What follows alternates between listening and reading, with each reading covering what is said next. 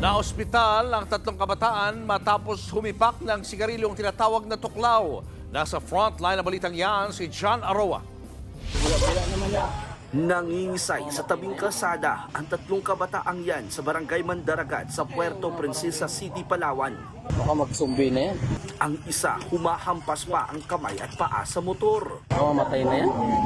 Habang ang isa pinipilit umupo. Huwag patayin.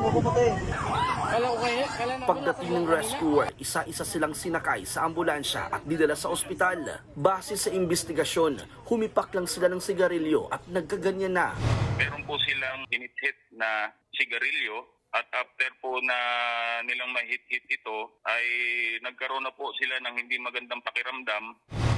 Tuklaw ang tawag sa sigarilyong ginamit nila. Isa itong uri ng damo na galing sa Vietnam.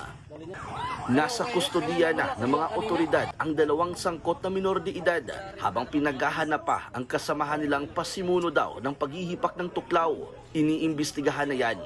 Nagbabalita mula sa frontline, John Arua, News 5. Mga kapatid, Julius Babaw po. Para sa komprehensibo at makabuluhang balitaan at talakayan, mag-follow at mag-subscribe na sa social media pages ng News 5.